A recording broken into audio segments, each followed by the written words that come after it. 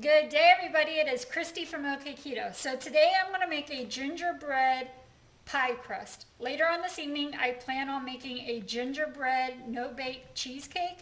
And I've actually used this recipe before to make a gingerbread cracker, and I loved it and thought it would be terrific as a pie crust.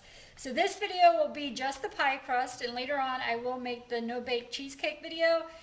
In case you would just like to have the pie crust video, you don't have to watch the cheesecake part. So let's get into the recipe. I am going to use 1.5 cups of the sunflower seed flour. This is the Think, Eat, Live brand. I find this on Amazon. It's got fantastic macros, and almond flour affects me, so I like to use the sunflower seed flour. So again, it's 1.5 cups. I'm going to use 2 tablespoons of Swerve confectioners. I already have that measured out. Now on to the spices. I'm going to use 1.5 teaspoons of ground ginger, 1 teaspoon of ground cinnamon, 1/2 teaspoon of ground cloves, 1/4 teaspoon of ground nutmeg. I already blended those together in this little bowl. I'm going to use 2 tablespoons of water and 1 tablespoon of melted butter. I have a 9-inch spring foam pan that I line with parchment paper, and my oven is preheated to 350 degrees. Now, the sunflower seed flour is kind of hard to put through a sifter, so what I do is when I measure it out in a bowl, I use a little whisk to break up the clumps.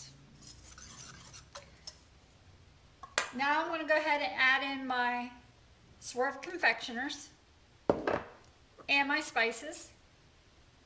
I'm going to blend those together.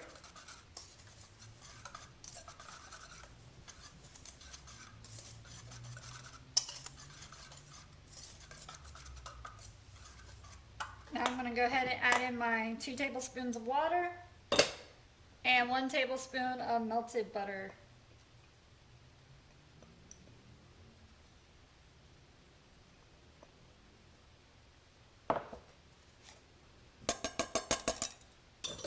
I'm actually not going to use the whisk. I'm going to use my little spatula and stir that.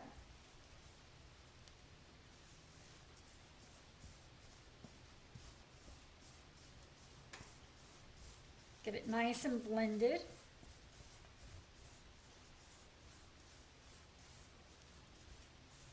When I made a cracker with this before, what I did was I put a piece of parchment paper down, I put the dough on top, put another piece of parchment paper on top, and then used a rolling pin to roll it out flat.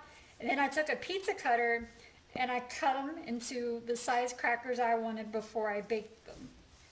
The oven was still at, when I made that recipe, it was at 350 like it is today with this recipe. And it was also in there for 10 to 12 minutes like it will be with this one as well. Just want to get everything nice and in there and make a nice dough.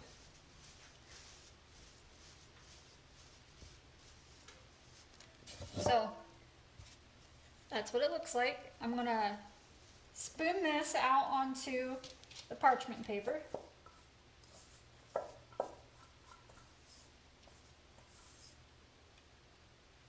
And I'm going to use my hands to flatten it out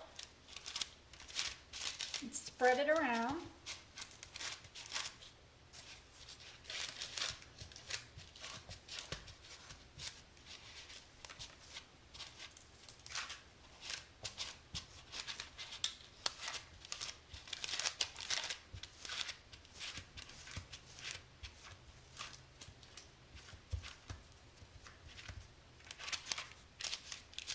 I will say it's a little bit easier to do when you have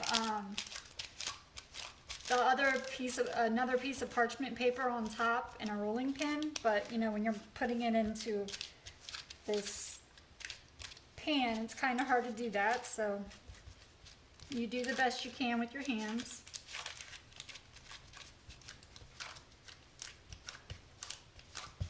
And then I'm just taking a little shot glass measuring cup and helping to get it more flat and spread out.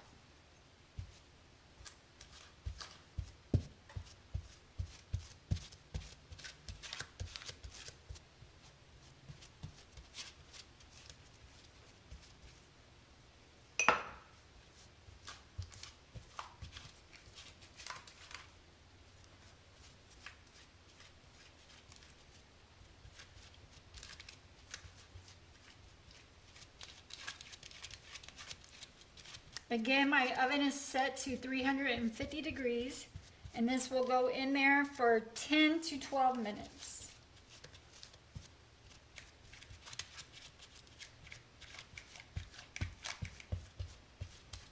It's okay not to be a perfectionist. I have to tell myself that sometimes because I really want it perfect, but it's okay. This is what it looks like. So again, it's going to go in my oven for 10 to 12 minutes. When I take it out, I will show you what it looks like. Okay, I just pulled mine out of the oven. It was in there for exactly 12 minutes this time. Like I said, I've used this recipe to make crackers with it before, and I absolutely loved it and thought it would make a great pie crust. So I'm going to let mine rest on top of the stove, and later on I will use it as the crust for my no-bake gingerbread cheesecake. If you give this a try, please let me know down in the comments what you think of it. And thank you so much for watching. I hope you have a great day. I'll see you next time. Bye.